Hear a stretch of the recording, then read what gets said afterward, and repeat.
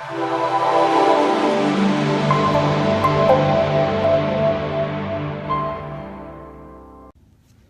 folks, this is FARID PREMANI with Ignite the Spark today, once again Friday morning.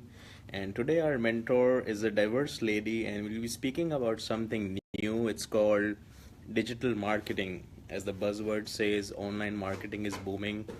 And we see all the shopping malls and all that stuff going on across radio saying that, the careers are more transitioning towards the digital shift. So let's welcome Regan Hill. She's the mentor of the day for the 15-minute talk. She's one of the topmost recruiters in the industry, serving Fortune 500 clients. And let's see and take Regan as a mentor and learn from her. Hey, Regan, how you doing? Hey, I'm great. Happy Friday. Go Astros. Astros and everything good. Excellent. How about your side? Did you predict Things it, are but great. what you predicted happened, or was it something out of the radar? I think the whole city of Houston is manifesting for the Astros to win. Right. Yeah. There we go. So Regan, I was trying to build it's a 15-minute mentorship talk where we try and take some live question answers, and it's all synced with all 3-4 social networks. So I was introducing you like how you started and being like amongst the top recruiters in the digital marketing industry. And I don't know if you want to share your LinkedIn recent achievement. Is it been announced Oh, yet? Or has it it has been? been announced. Yes. Okay. So Yeah. it's a very Yeah. big thing. I will put Regan to announce herself. It's like a very big achievement which a company like the level of Apple they have it. And she being a new entrepreneur, which she says as new, but she's now I think a veteran in the industry and serving from small to number 3 in the industry. Wow. Well, I'm three Uh, years old. I'm 3 years old. 3 years old. Yeah, but fastest growth, right? Yes. So, Regan, over to you. Share about something, your life, how you started. And then, since digital marketing is a wonderful career, many people still it's 2007, but many small businesses, mid-sized businesses don't know value of it. And especially, a lot of our listeners are also from very international backgrounds. They always try to do career transitions into new fields. So they might take you as an inspiration. So the ball is in your court. Share about yourself, your story, and we'll take it onwards from there. Yeah, thank you so much. This is a great honor. This is so much fun. My first Facebook Live. Woo! So yeah, I got started in I was a marketer for many, many years in corporate America. And then in 2005, like many of us marketers, I got laid off. I know it's a shock, a marketer getting laid off, but it does happen.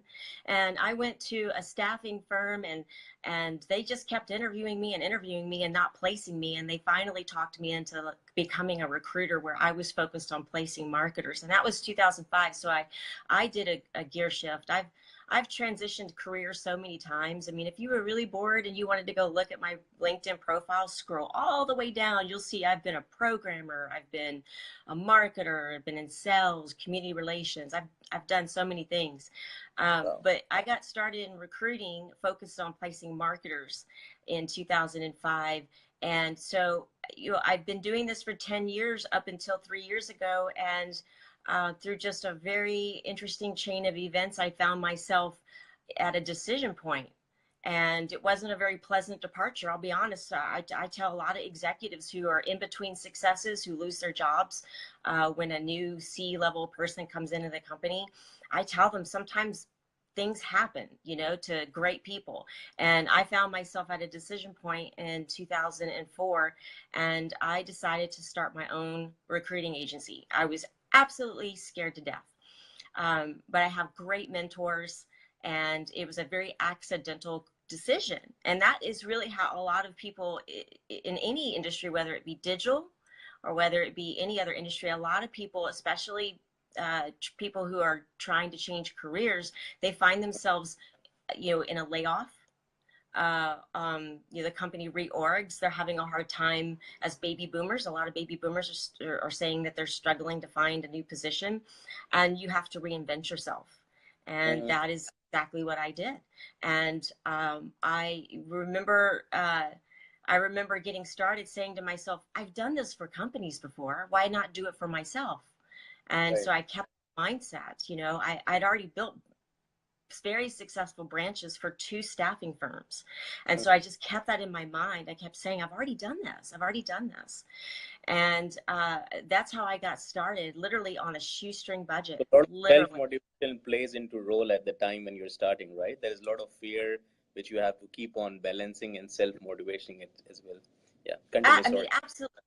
Yeah. So there's a lot of fear, especially anytime you go out on your own. It doesn't matter if you have a lot of capital or a little capital or no capital.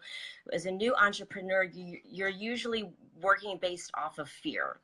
And there's a science behind why it starts this way. But there's actually, like, year one, you're just too scared to fail. You're like, if I fail, I'm going to be homeless. I'm not going to be able to take care of my family. I mean, you are just, you're too petrified not to succeed. So you have that, oh my gosh, if I don't succeed, I mean, I'm going to be homeless. My family's not going to be able to eat. I'm not going to be able to make a living. So you just get in there and you grind and you do what you know, what you're good at, and you just grind out.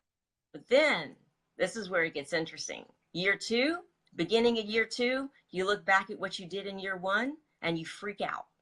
You freak. You're like, oh my God, how did I do that? And then your fear becomes, how do I do it again? How do I repeat my success? And you freak out. And I freaked out my second year. I looked back and I realized I had built a multi-6-figure recruiting agency by myself, placing digital marketers all alone.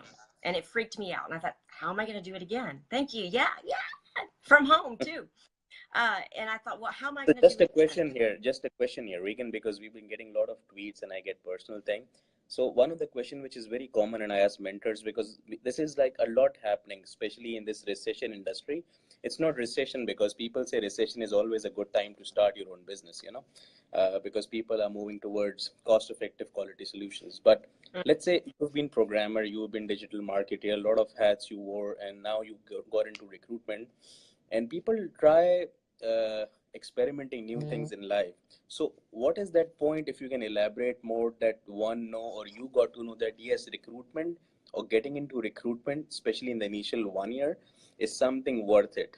Like, whatever I'm doing, it might turn out some positive results, but I'm on the right straight path. How do you get that vibes? How do you get that feel? Because in initial years you are struggling and might not be there a lot of turnouts happening, as a quick instant deal conversion. So how do you figure out that yes, this is the right decision, especially in the initial month or initial years? So how do you determine if you've made the right decision as an entrepreneur in general? Is that what you're asking? Right, picking up the field of the niche. Yeah, that's the point, is you have to be able to weather the fear that you go through the first year, and then the fear that you feel from having to do it again. Because what happens is, if you feel that feeling, you're on track. You're okay. Doing good. And then by year 3, what happens is you start to pivot. And then suddenly you realize, hey, I can do this. And now you start building a business based off of pleasure, based off of excitement. And you start having fun with it. But those first 2 years, it's about, you're successful because you're getting business. I mean, you're not getting business, then there's a decision that has to be made, or there's some changes that have to be made. If you're not feeling good, that's the bottom line, is how do you feel? Do you feel good about what you're doing, or do you feel not good about what you're doing? And you can be stressed and scared and still feel good.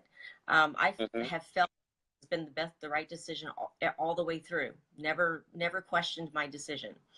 But it's hard to become an entrepreneur without the expertise. So I have 10 years as a recruiter, 10 years as a marketer, and that gave me the confidence platform in my subject matter expertise to be able to go out on my own and do it on my own.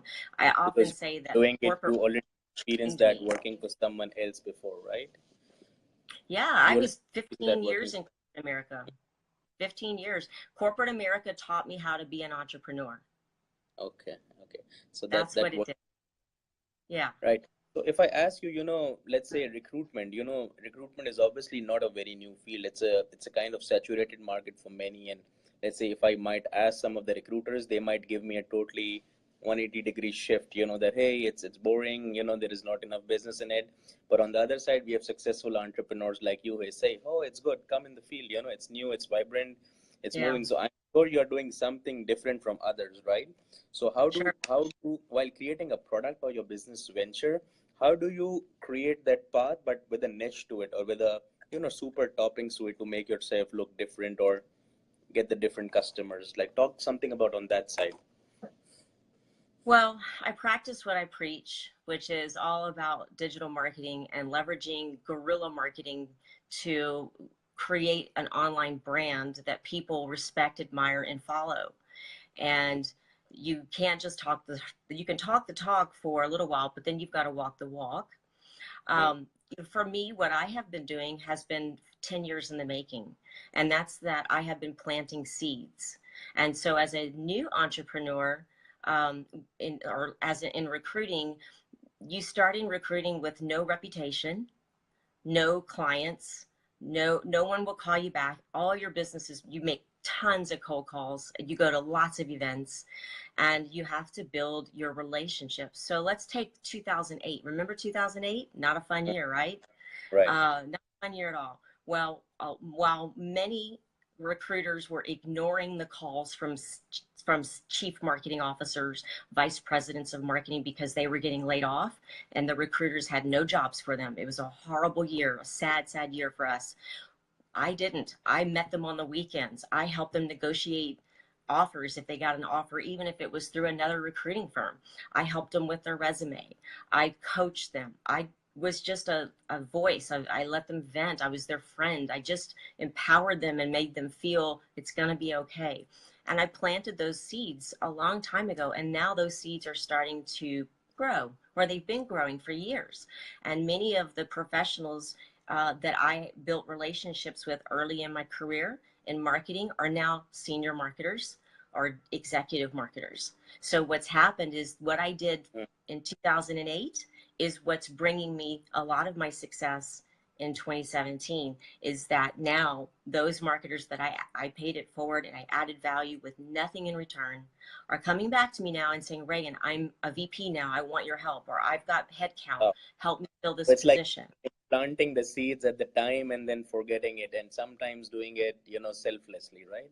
Just to And help someone. I heard a yes, famous quote, which actually goes on you, which says, if you really want to achieve something in life, you cannot do that until and unless you help some other people achieve what they want to do in their lives. So, yes. so it's the same, Practice I think. Yeah. practice what you want to feel, and you'll get that feeling back tenfold. Absolutely. But a lot of recruiting firms don't teach. The biggest challenge in recruiting is most recruiting firms or staffing firms, there's a difference, is they don't invest in training a new recruiter how to interact with people. I mean, let's face it, my product is a person. It's Hmm. not a widget, it's not a software, it's a human being. And there's a different way to work with that person. I've placed some people 3 times, 4 times in their career. Hmm. And so it's about making a decision to always give before you ask, and always add value before you ask for something. Earn the right to ask for something before you Sure, actually do. sure. So let's dive deeper into Regan, something more about the digital marketing as the career, the growth, the demand. And let's say Yes. for people who are new, especially people like, I also run a continuing education school, so I see a lot of people, they especially want to change their career, especially when they're Hmm. being laid off, their business got out of, meeting their expenses and profitability, or else they recently immigrated to a new country, let's say being into US or Canada or Australia or these, like, and they undergo a career shift, or they've been stuck in a career for long and not enjoying what they do, not having growth. So these are the four kind of career transitioners usually who we have in the audience listening right now. So Okay.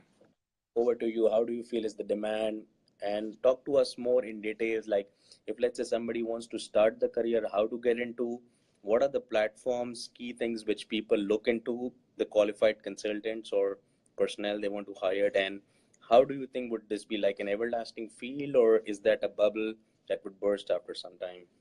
Oh, digital marketing. I think what's going to happen with digital marketing, I don't think, I know it's happening now, which is it's merging, and it's no longer going to be this thing that's separate from marketing.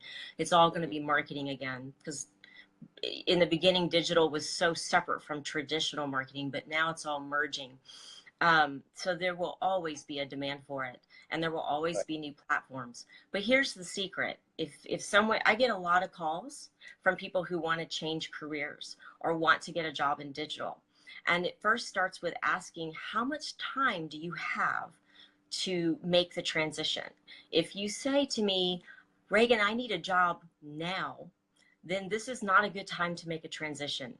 You're in crisis mode, and the key is go get a job and then start planning your strategy for transitioning your career. It usually takes at least 6 months to a year to transition from one career to another, unless you have a, you know, someone who's willing to hire you on the spot with no experience. So Mhm. it takes, so first thing is about making a commitment to understanding the time expectation. And then Okay. from there, it's putting in the sweat equity. I mean, hey, when I was in my 20s, we had the library, right? Mhm. That's all we had. Right. Now you can go out and you can learn anything you want in digital. You can get a HubSpot inbound marketing certification, a HubSpot content marketing certification, email marketing certification. And guess what? They're free and they're very credible. So Excellent. the key is to go get book smart, go learn digital marketing and become book smart in it. Get the certifications like the HubSpot or the Google Analytics, and there's several digital certifications that you can get as well. Do all that, and as you're doing that over 6 months, join an association that is digital marketing specific. In Houston, we have the Houston Interactive Marketing Association. There are digital marketing associations everywhere. Get involved and start making friends. That is the second thing. And these have to be happening at the same time. You can't do one and then go do another. You need to do them Doing at the same books, time. you're doing networking, you're getting certifications, like you're developing, you're planting the seeds like you did like 8 years or 5 years back.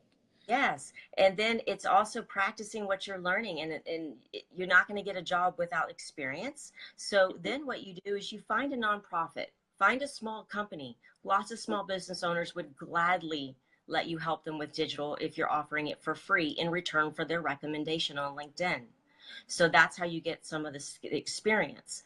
Right. And then the other thing, these are all happening at the same time. Then it's all about LinkedIn marketing. It's about content marketing on LinkedIn. It's about building your network. I have a network of 21,000 people on my first level.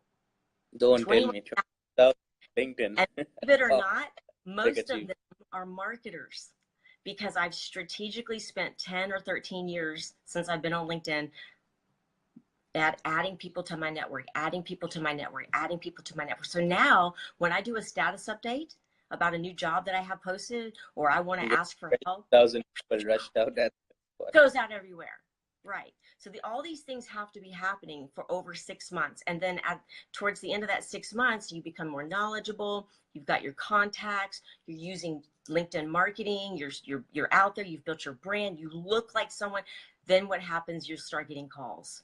Those Mm. people that you've been meeting in the associations and you're volunteering at those marketing associations, they're going to start recognizing how dedicated you are as a volunteer, how good you are as a marketer. You're just a natural, and they're going to be willing to hire you without the experience. That's how Excellent. you transition. That's Excellent. the key. Excellent. Hey, Regan, you have just laid out the complete path well. There again. That's, I haven't seen anyone so crystalline and so to the point.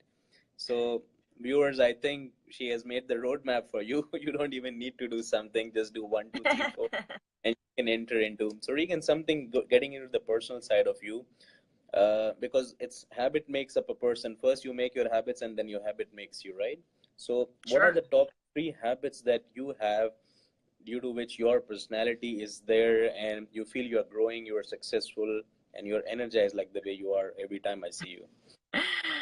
Well, I have a lot of habits I probably should get rid of, but I'd say the good ones, or if you want to perceive them as such, is one habit that I got into as an entrepreneur on day one. Literally, the first commission check I made was something like $25,000. Okay, I am embarrassed to say this, but I'm going to say it because I'm real. I had $7.63 left in my checking account when I got my first commission check. I was down to the wire, but I didn't take that money and keep it. I took it, I kept what I needed, and I invested it. I formed my LLC, and guess what? The next month I got another check. Guess what I did with it? I took what I needed. I invested the rest of it. So the key when you're wanting to become an entrepreneur in digital marketing or anything is plan for the slow months, because you'll have them. And if you plan for the slow months, you won't stress out. That's a habit that I've just consistently made a top priority, is I always have a runway, so that if I just sit here and goof off for 6 months, guess what? My company will still operate. The other habit that I have practiced is focusing on what I want for 68 seconds on a regular basis. There is something that happens energetically when you think about what you want. Now, the first thing you have to do is you have to feel good. So what makes you feel good? It could be your spouse. It could be a time in your life where you succeeded at something. Get it in your mind, get that feeling of feeling good, and then switch to thinking about what you want. And for 68 seconds, stay in that state of feeling good and focus on your chief aim, or focus on whatever it is that you want. It could be a new car, it could be a successful career, but every day or every other day, do that consistently, because that's going to ignite, to put it simply, like the law of attraction. It's going to ignite that energy. So you can use our show and ignite the spark, Ignite the spark, exactly. And the other habit is I'm constantly reflecting. I accept where things didn't go according to plan, and then I improve all the time. No, all three were wonderful habits, especially the first one. I was reading out why successful 100 people got failed after 5 years of journey. And they said the same thing, that they don't have the money management habit. When the money starts pouring in, then, they go like uncontrolled. They go crazy. They go crazy. That's the right word, right? They go crazy. They spend it all. And it's like, no, I reinvest the money so that I don't have that problem. There you go, because that's the time where you need to control and, just develop your runway.